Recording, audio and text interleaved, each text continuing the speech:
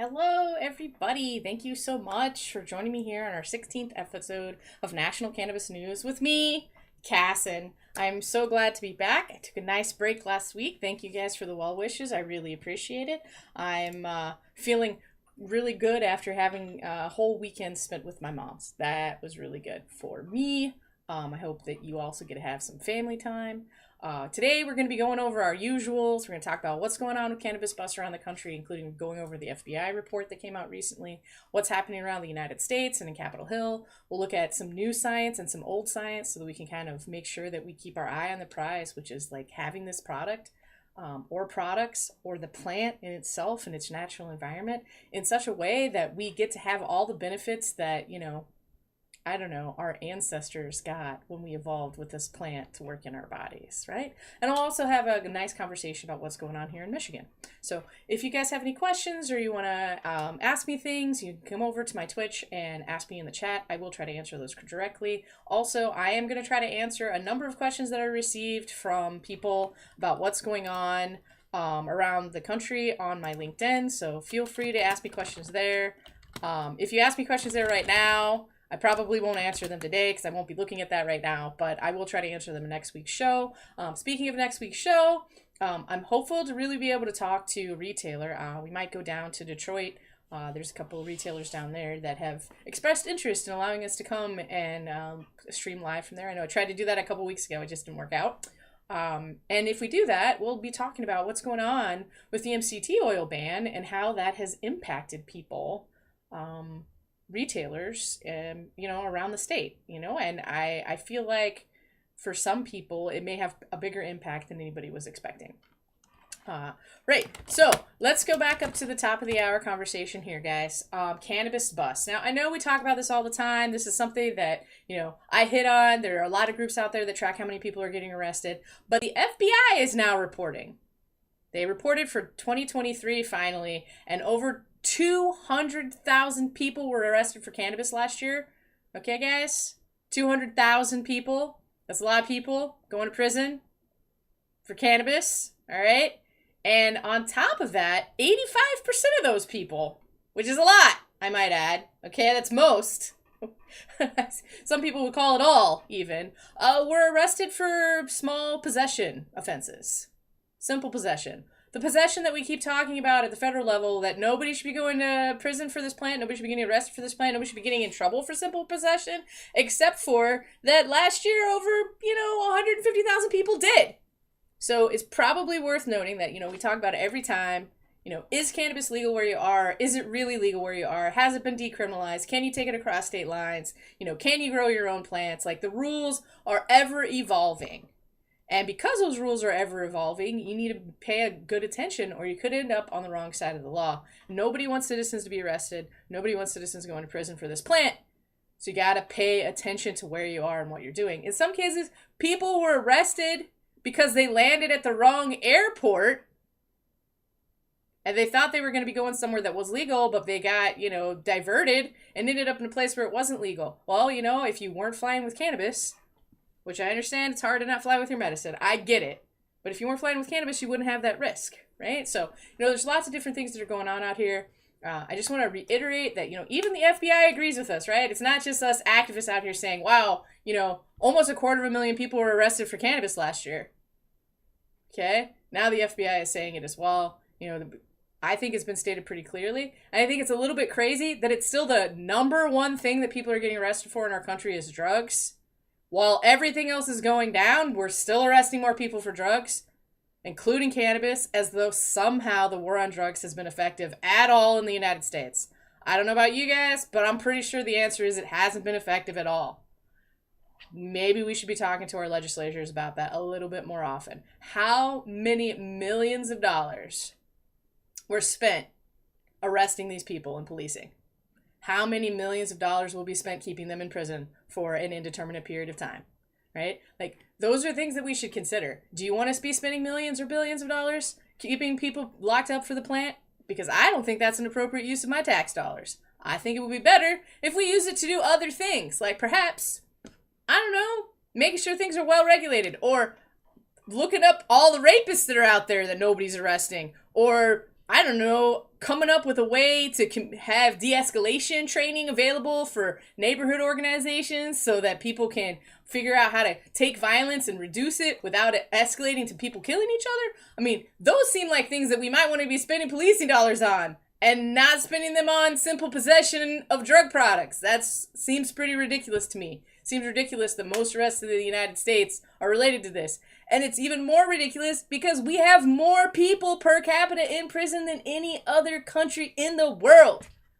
I mean, I guess it's going to be number one for something, but I feel like having all of your population behind bars is not one of them. When you're at like 2-3% of the people in your country are behind bars, I mean, it makes it sound like we're, I don't know, some kind of crazy autocracy with like a mad dictator that just likes to throw people in prison, which I feel like if they were doing this anywhere else in the world, we would all be like, those bastards, why are they arresting all of these innocent people? But not here.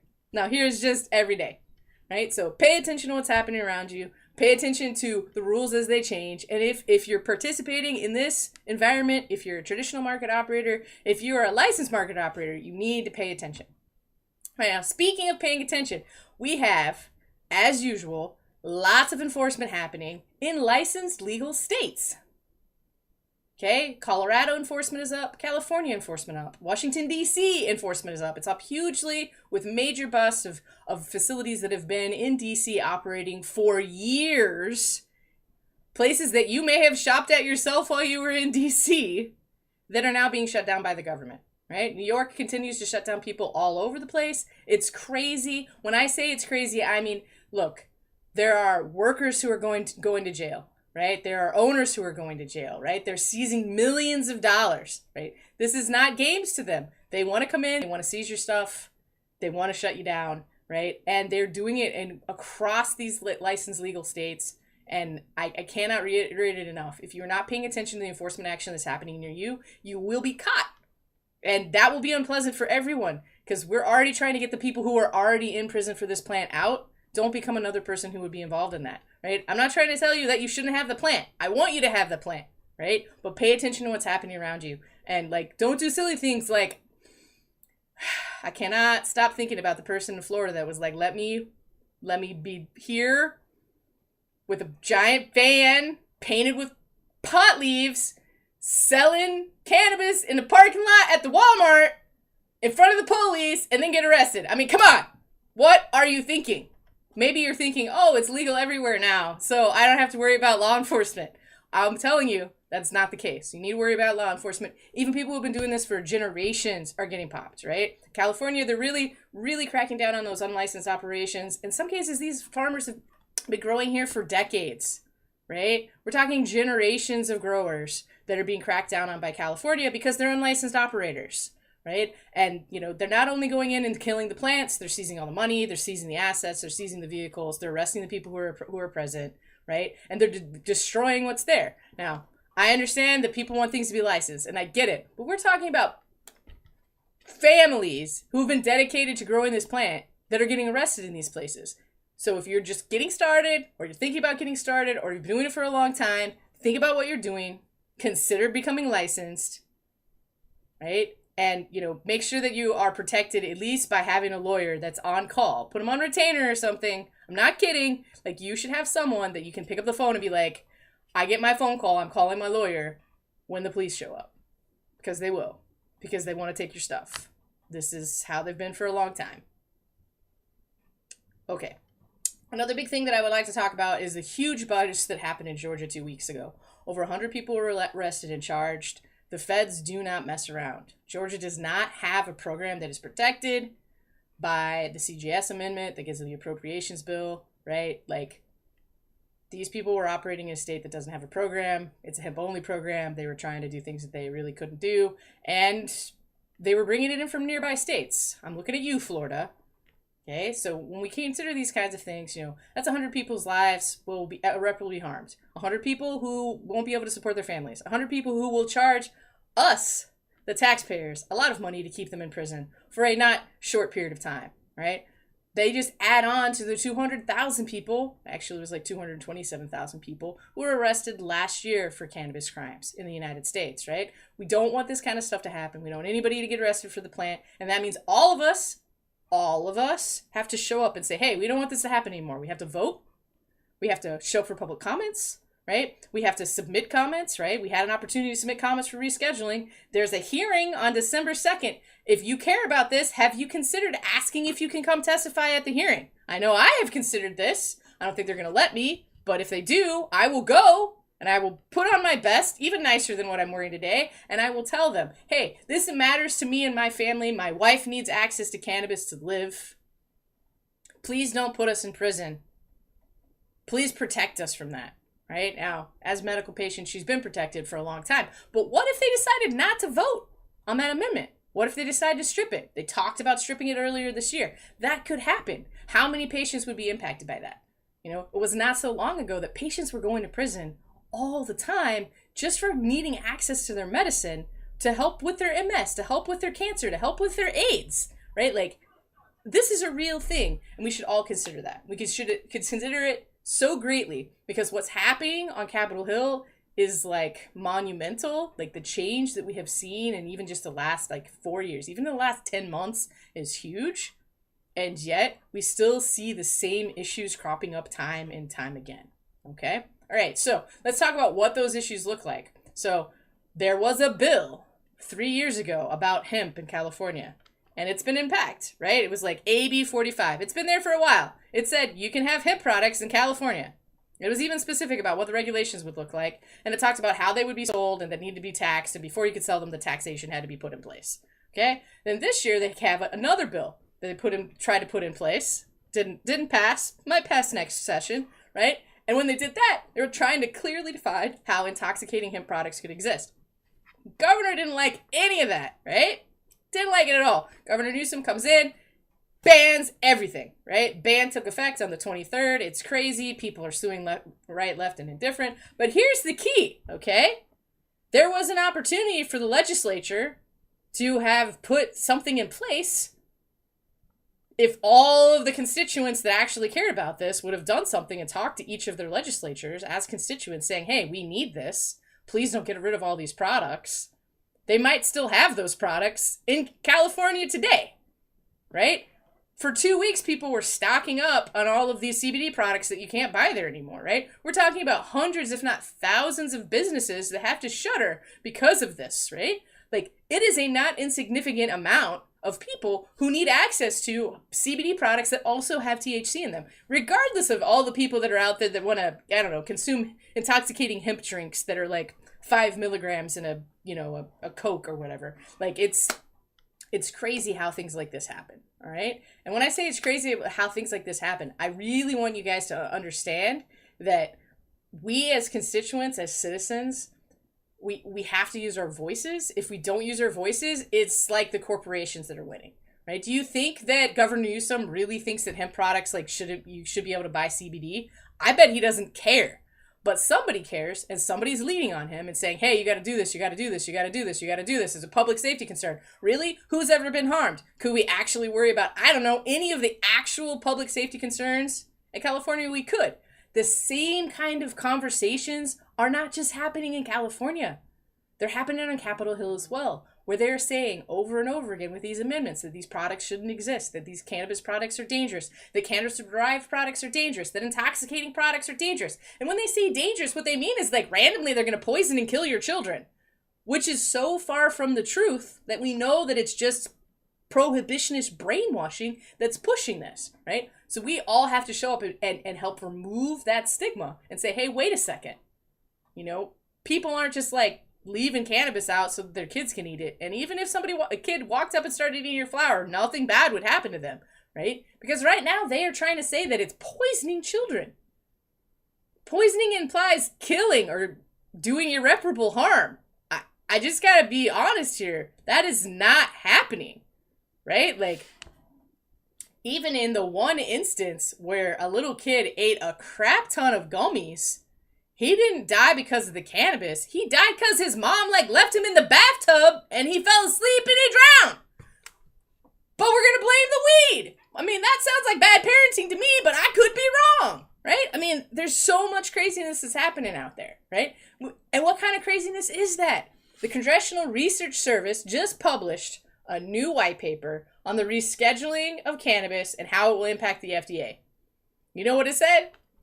It's not really going to impact him because these are already drugs, and so nobody will get to use them anyway.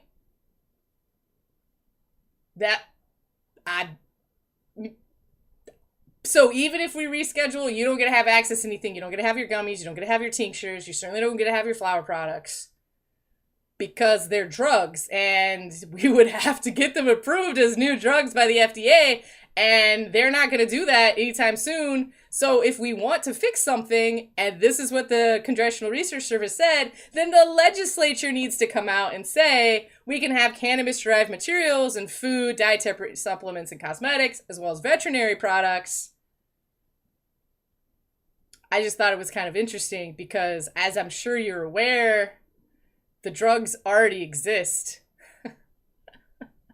The FDA has approved the drugs in this family for a while now. There's like 5 of them that are approved in the United States. Nobody uses them because they're terribly expensive, not terribly effective. But, right, like that's what we're talking about here, right? Like we have to be having those conversations with the legislature. If we're not having them, it's not working. All right, so some cool things that's happened in the last 2 weeks since last I talked to you guys. You remember the Doobie Act? We talked about it. You know, Michael was here on the show, and he was like, don't forget about the Doobie Act. And I was like, oh my gosh, how did I forget about it? Okay, so the Doobie Act is amazing because it lets 27 million employees of the federal government and their contractors get out of having to take cannabis tests. It seems pretty significant to me. It's like, what, 10%? Of all the workers in the country will no longer be drug tested for cannabis. It's huge. Finally made it out of committee at the Senate. We might actually see a vote on it maybe sometime this year. Probably not, but it would be really nice if we did. I think that's amazing. And when I say I think that's amazing, like I never expected to make it out of any committees, but look at it. It's made it out of 2. What? That's so good. I am so excited for that. It would be really nice to see that 10% of people not have to deal with the ridiculousness that is stigmatizing cannabis use, especially when they live in states where they have licensed legal markets. Why should the federal government be able to say, well, you can't have a job because, I don't know, apparently you would be way too weird if you were consuming weed. Of course, if we think about it like that, you know, the Department of Justice continues to double down saying that people who consume cannabis are dangerous criminals. So maybe you wouldn't want any of those people working for the government. I don't know. It's a little bit crazy. I cannot help it. All right, so the CJS is still up in the air. I don't know if you guys pay attention at all to Capitol Hill, but that's why I'm telling you about it now. So they have kicked the can for appropriations down to like December or something or other. So yay, between now and December, we still have some protections. Hopefully everything keeps going. Farm Bill hasn't been kicked yet. I didn't see it get kicked. I thought that was kind of important. I don't know why nobody's kicked it yet. Also, guys, hey, it's 4:20 right now. I don't know if you are thinking about having a really nice after-work snack or smoke, but now might be the time. Just throwing that out there. All right, so next, but you know, I don't know if anybody else is looking at this, but the Cannabinoid Safety and Regulation Act has been entered as a bill in the Senate. Okay, so Senators Wyden and Merkley out of Oregon have put this bill forward. This bill, the first time I saw a draft of it was like, all cannabinoids are created equal. It doesn't matter where they come from, as long as we can show that they are safe. And, you know, they're not full of like random crap. Now it's way more streamed down where it looks like it might just be cannabinoids coming out of hemp. What are you going to do?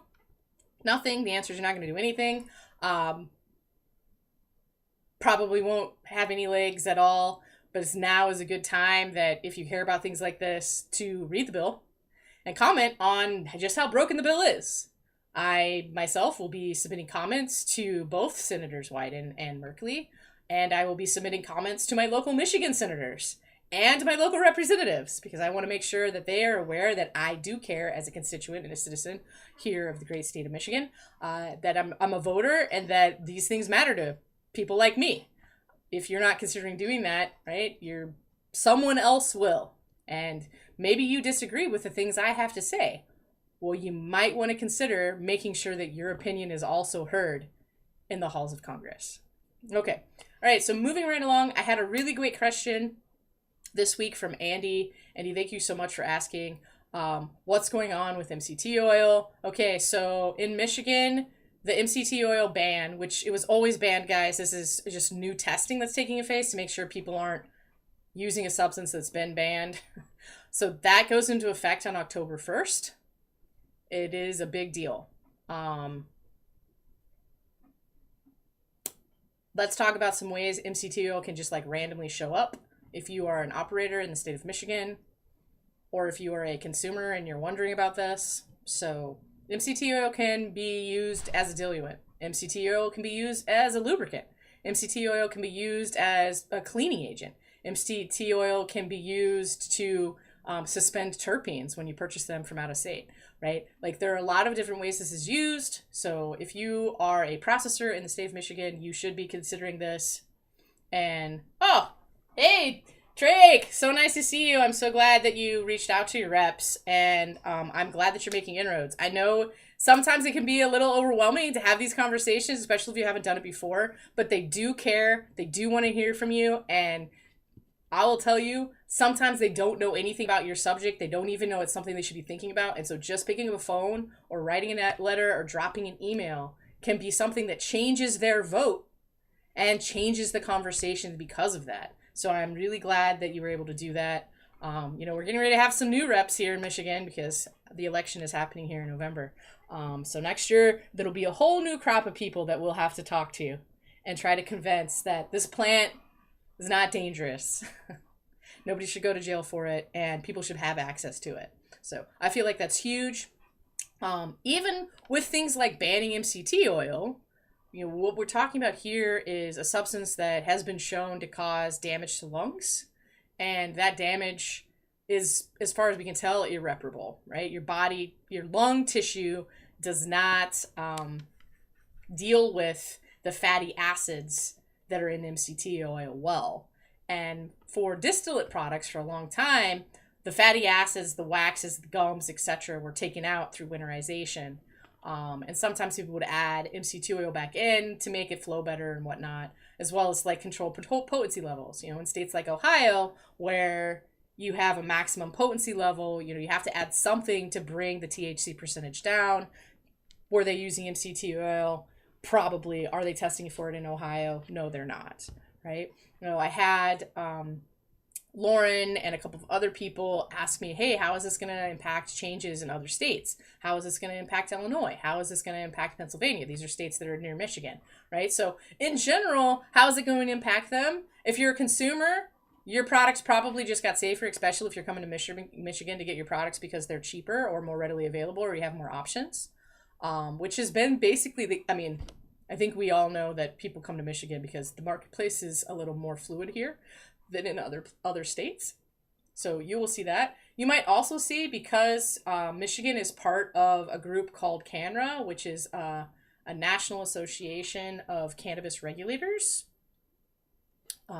Our director of the Cannabis Regulatory Association, or agency here in Michigan, is on the executive board of that organization. So I'm sure he's talking about, hey, this is what's happening, and letting other regulators know. So, Michigan is not the first place to put this in place.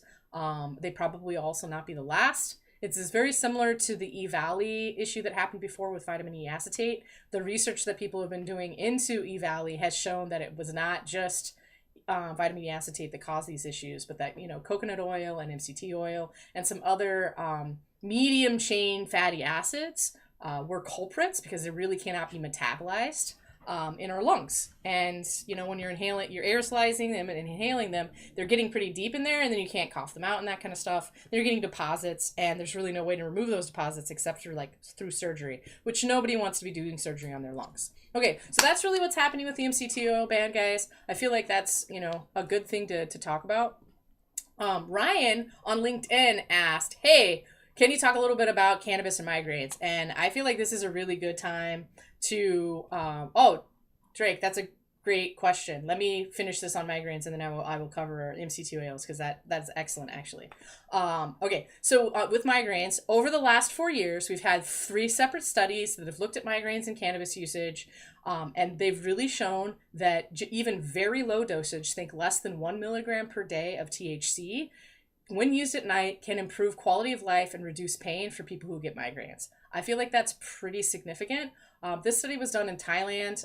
It was like over 12,000 people were participating in the study. So it would be bigger than a normal phase 3 trial that would be done in the United States. Of course, we can't do those kind of trials in the United States right now because the United States still prohibiting everything. But the research is starting to be done, so that is there. So another study in 2020 also showed efficacy. In this case, the efficacy that was shown was for people who were previously taking migraine medication and either saw better efficacy with that, or by switching away from the medication to a cannabis-derived, usually a flower product medication, what they were seeing was that they were having no apparent and less noticeable side effects. As a person who's never taken a migraine medication, I don't know what those side effects would look like, but that sounded like a game changer to me. So considering that, I think is appropriate. The science is out there, and this is an opportunity to have a conversation with your medical professional, because when we're talking about less than 1 milligram per day and seeing quality of life improvements and reduction in pain, that's equivalent to what someone might consider like a dietary supplement, where you might never have a migraine again, right? So I know I have several people in my family that have been using cannabis and have reported that they're having fewer migraines. I feel like those are really anecdotal, but even just having a couple people in your family, they're taking really low dose cannabis products, they're not getting any negative effects from that. They're not, my auntie will say, well, I'm not feeling really high, so that's a good thing, right? But she is getting the relief that she needs. I think that's important. And, I think this is a perfect opportunity for someone like Ryan to be able to talk to their doctor about, hey, could I look at this? There are definitely doctors who are more and more knowledgeable about cannabis and its use as medicine. I think it's appropriate to also consider that if you don't want to talk to your doctor about it, you could talk to your nurse. There is the Cannabis Nursing Association, and they are way knowledgeable about how these substances can be used, including about drug-drug interactions. So like maybe you're taking something, you take it with cannabis, and it's more side effects, or you're taking something, you take it with cannabis, and it actually works better. So there's an opportunity to think about that and ask those questions of your medical professional. I don't want to tell you to start doing something, because there are over 670 contraindications with cannabis with drug products that are approved in the United States. So it's also possible that you would consume cannabis that you hadn't consumed before, and your other medication would mess you up. A lot of the mess up that I'm talking about here is changes in blood pressure, which can cause fainting, as well as really intense heart issues. Most of the medications don't usually cause those things as side effects, but when paired with cannabis, they can cause those things. So you should definitely be considering that before you add cannabis to your polypharmacy situation. Okay. All right. So let's get back to Drake's question about, are MCT oils ever naturally produced by the cannabis plant? Okay. So the cannabis plant does produce fatty acids. It does produce fats and waxes. This is the case. Does it produce MCT oil, which is medium chain triglycerides? It does not. These triglycerides are of specific shape and size, and when you say MCT oil, they come specifically from coconut plants and from palm plants, and those things are refined and they're purified. And when they're purified, the ratios of the oils to make it really high boiling point and very, very very thin, right? Not viscous. Those things happen, and they're specific ratios, and it's only 4 medium chain triglycerides that are in the MCT oil, and the ratio, the monograph 4, if you call something MCT oil, is specific. Now, are there other things? Sure. There are short chain and long chain fatty acids in the cannabis plant, right? I don't know if you've ever done winterization, Drake, but if you have, when you finish and you kind of have something that looks like lotion, those are fatty acids that are all clumping together. It's almost like a cream that you could rub on yourself. I wouldn't, because it usually stinks to high heaven, but you could if you want it. So those definitely exist. Will they show up in the same ratios that you would see in MCT oil? No. I have also never seen the third one, which is an eight member chain, triglyceride in cannabis when I was doing my testing back in the day. Now, does that mean that it will never show up? No. Will you see them in quantities that are more than incidental? I don't think so. And I think that the broader thing is when you're looking for MCT oil, you're looking for for the presence of all four, and you're looking for the presence of all four in very specific ratios, right? So I think that's important. I think also that it's important to consider that back in the day when we were making disty products and we were making shatter products, like we intentionally removed these fatty acids. And then along came rosin products where nobody removes these. And along came, these diluents to make things flow better in carts. And I feel like this is just one more opportunity where innovation may actually be causing harm because there's less oversight of what's happening in our marketplace. I think innovation is incredibly important. I also don't want my wife to die randomly because she's consuming a vape product to get access to the THC that she needs to live, right? So there's got to be some kind of flexibility around that, because certainly we want to keep trying things, especially if they're going to improve quality of life, but we also don't want to be causing harm. And when we have any indication that harm is being caused, we should take a step back. I think a part of that means that if they are naturally occurring in concentrate products, like say a rosin product might have these fatty acids in it because it hasn't been removed, and then we're going to aerosolize that, not combust it, okay, but aerosolize that in a vaporizing product using an atomizer. That is a different process that impacts our lungs in a different way, and we should consider stopping those activities. Okay, so other things that Director Hannah is talking about stopping, which I think is really interesting and very sad, is that he is now doubling down on outlawing all conversion oils in the new rules.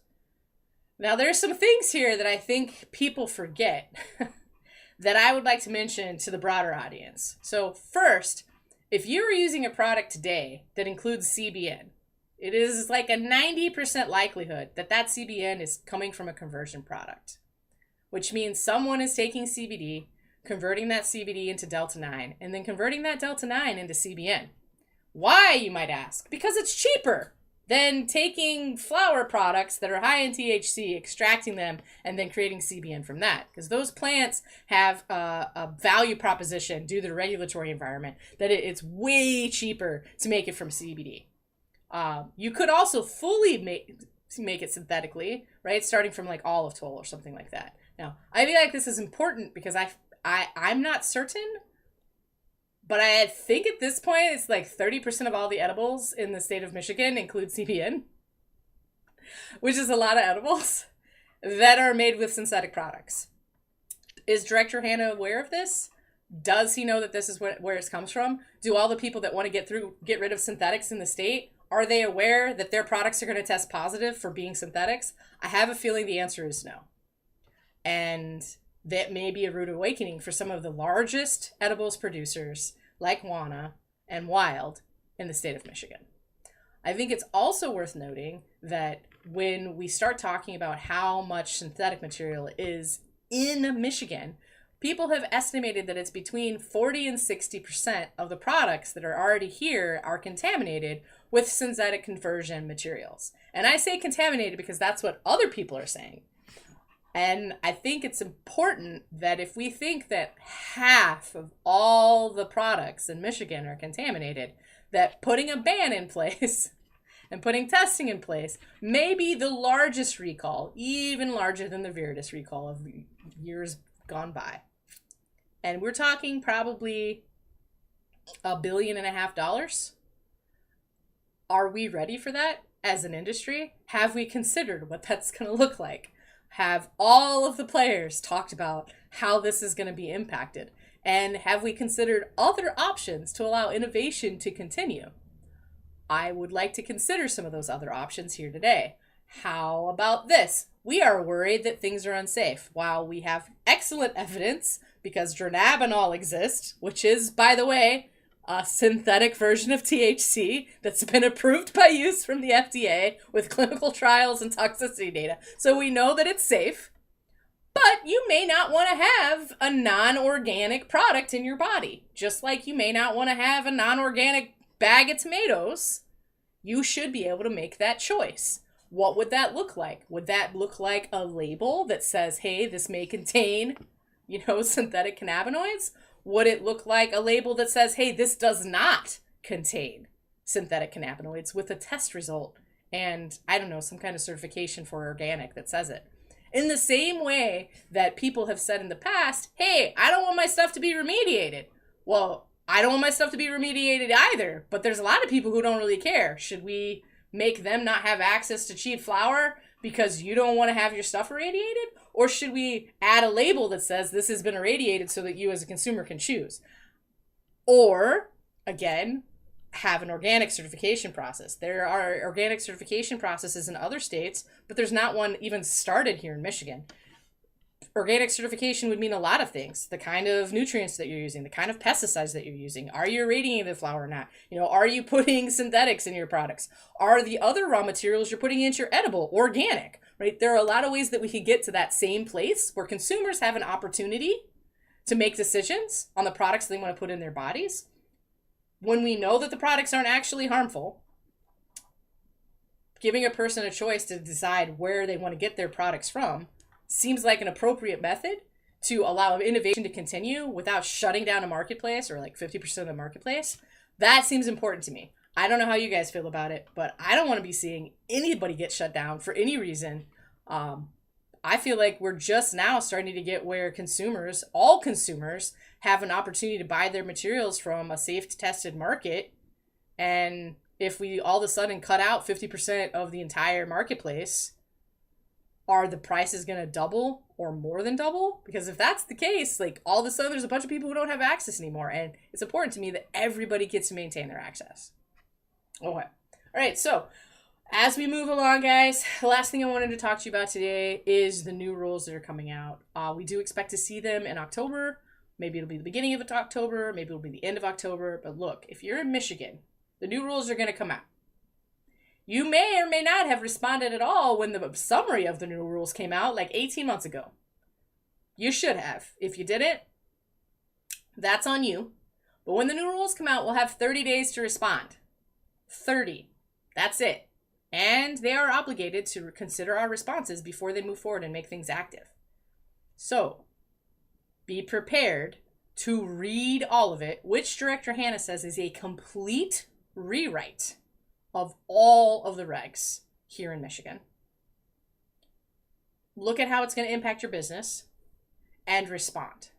And you can't just respond with public comment. You got to respond with a public comment and then talk to your local representative and then talk to your local municipality and then come and talk to all the other people in your trade organization, talk to the other operators that you work with, right? And make sure everybody is aware of the changes going to happen. Now, why do I say it that way?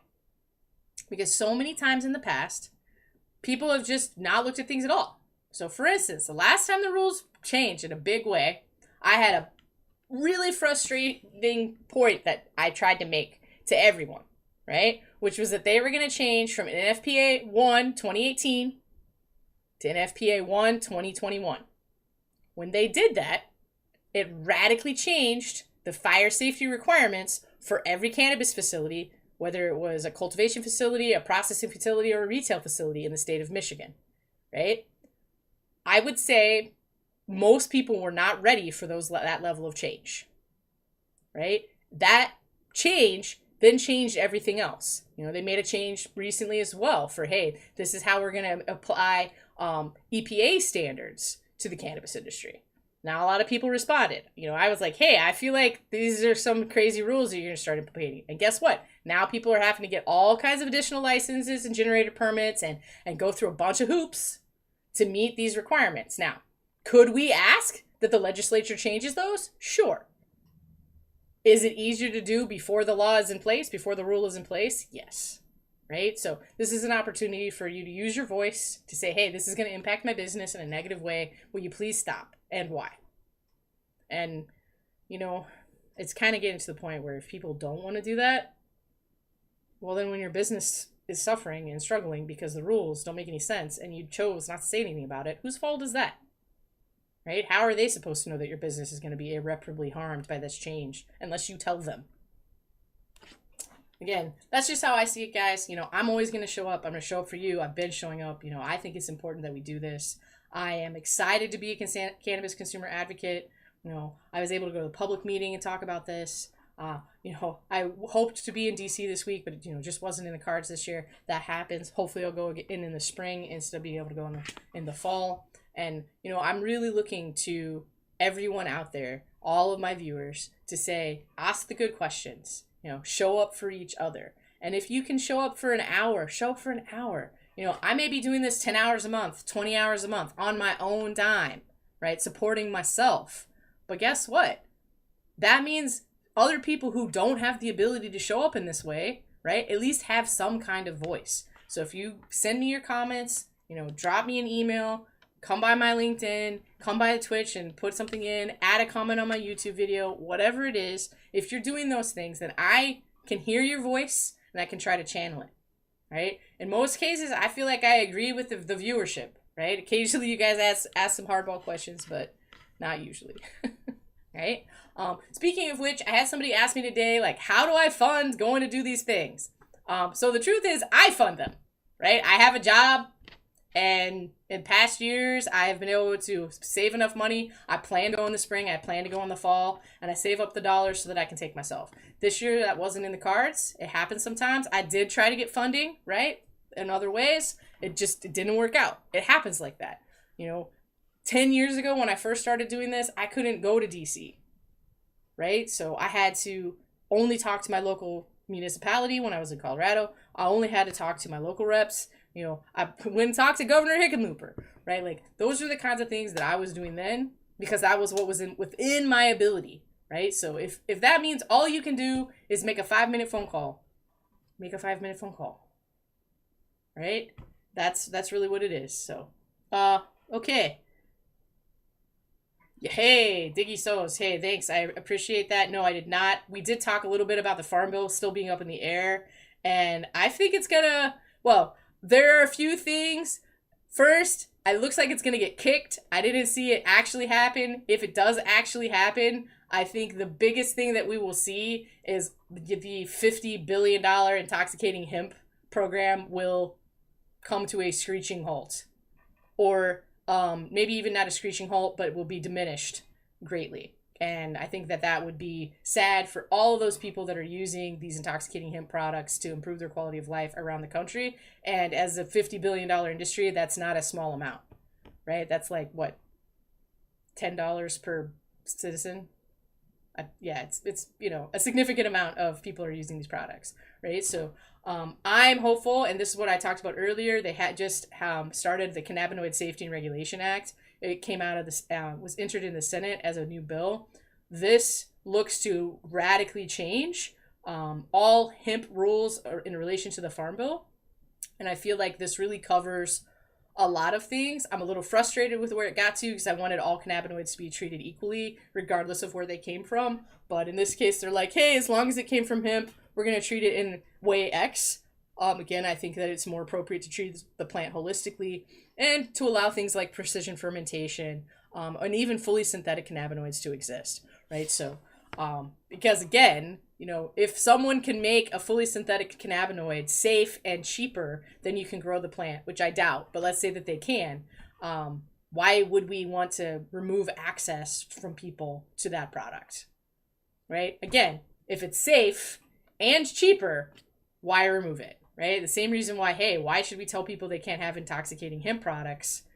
It's the identical product, safe and cheaper because it has less regulation, right? It's letting people have access that otherwise wouldn't have it. I think that we should do that. So I really feel like that's a step forward. I don't think that we're going to actually see the change. I keep looking, but did you see something? Because I didn't. Now I feel like I need to freaking Google and make sure that there was nothing in like the last, I don't know, 2 hours since I was looking at this, right? So, yeah, they just moved forward with the existing one and they kicked it down the can until December. I think that happens semi-regularly. And it said here that they're reauthorizing it. And it looks like they're going to say, hey, they're going to do this. Let's see here. I'm sorry. What did it say? It kicked it down to it looks like it kicked it down to December 31st of 2024. So there you go. Yeah. Oh, hey, I'm glad you're doing Pokey stuff, Diggy. That makes me happy. I am a crazy Pokey fan. My favorite is Squirtle, just in case anybody was wondering. No one ever asked me about my Pokemon, but I do love them. I still play Pokemon Go all the time. It's like a thing. I've been trying to figure out how to stream Pokemon Go from my phone when I'm like going on routes and stuff around, Michigan. But yeah. So the broader thing here with this expiration of the bill and the extension that just happened is there was no change to anything. Yes, right? I know. War Turtle is so amazing. It's so good. And I think I used to have a keychain I carried around everywhere. It was just like a thing. I never really understood why people didn't think that he was amazing. I mean, come on, like he literally spits water in your face. Seems pretty cool to me. But hey, I might be just crazy. Right, so expiration is happening. And the crop year, right? So there's a time here where they were supposed to extend it, in the next 3 days. That probably won't happen, but they have an opportunity between now and December 31st to do something more. Like, here's the crazy thing is if they do nothing at all, it's like, yeah, okay, hemp is going to be impacted. And I think that's terrible, but this is really all crop insurance goes away, all SNAP benefits go away. I mean, it's kind of crazy, all the things that will happen if they don't actually do this, right? So, that's been my worry is that they will not do it the same way they didn't do it last year, and that we'll just kind of keep allowing things to proceed. I think the strangeness to me is that they're talking about being fined to the end of the year as though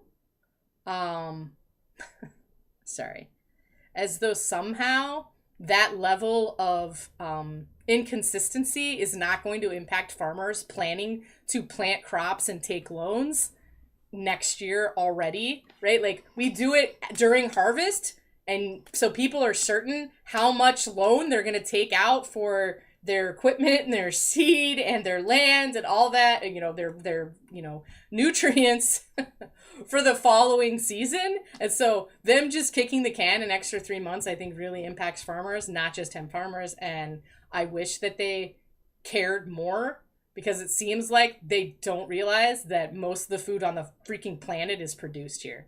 But, that's just me, guys. I can get pretty mad when the government tries to, be unfriendly to farmers around the country. But that's what I saw there, Diggy. So thank you so much for asking that question. I feel like, we've gone over the important things today, guys. What's going on with cannabis bust. Again, the FBI now reporting that what we all already knew was true is over almost 230,000 people were arrested for cannabis last year. This has got to change. Okay, this is the conversation you're having with legislators. Let us not make hemp more illegal than people are already trying to make it illegal, right? Like, let's give people access to the plant that they have had for generations before it became illegal, right? And when I say for generations, I mean 10,000 years, right? Like, our body evolved with the plant. We have an endocannabinoid system in our body. Not all things have the endocannabinoid system, right? Not everybody evolved this way. Like, only people who evolved with the plant in their food system, in their medicine system, have this, right? It's been used from indigenous societies forever, and yet we make it illegal.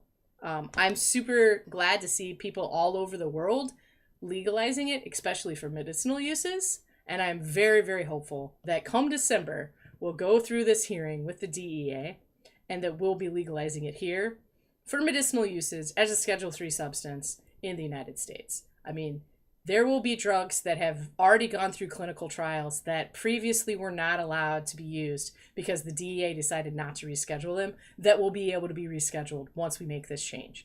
Those products will then be available to patients throughout the country without access to flower or any of the other state things. Just those products themselves will increase access, and will increase access through insurance programs around the United States. And I think that's important, and I think that you should too. All right, guys. Well, if we have any other questions, I'll give it like another 2 or 3 minutes. But otherwise, please enjoy your Friday. Thank you so much for joining me. I really appreciate the questions as they were coming, and I'm really hopeful that I continue to have these questions. If you haven't considered looking at my Patreon, I've got a page at patreon.com, National Cannabis News. I've got a few people who are saying, yes, they agree the National Cannabis News is important. Like, as I said earlier, nobody pays me to do this work, but you can. If you think that my show is important and you want to watch it and you want to drop me something, please do. Also, the first thing I've asked for through the Patreon is a survey of what kind of content you guys would like to see. Clearly, I'm giving you the content that I think is important to me, but there may be other things that are important to you. I want you to be able to do that. I want you to be able to ask me anything. I want to be able to answer questions live when I can, and if I can't answer them right now, I want to be able to answer them the following week. If I can't answer them the following week, it's because I have to find another expert to get on this show. If you want to be on this show, you should hit me up. Drop by the LinkedIn, drop by the Twitter, say that that's what you want to do, right? I guess they call it X now, and I realize it's a little crazy, but people have actually been reaching out to me there, so I'm keeping it, right? So, but if you want to do that, you can do the survey. Again, I've got a couple people who have signed up, a couple people who filled out the survey. I'm looking to get to like 10, because so far the survey is like, yeah, we would like you to do all of the things, but it's like 30 of things that I'm not doing right now, so it would be better if I heard a little bit more specifics. But if everybody wants all the things, well, I'll just figure out how to fit all the things in. All right. Well, thank you guys. I don't see any more questions coming today. I look forward to talking to you about this next week and hearing more for you. Diggy, I'm so glad you came. Drake, I'm so glad you came today. You guys have a great weekend. All right. I'm signing off.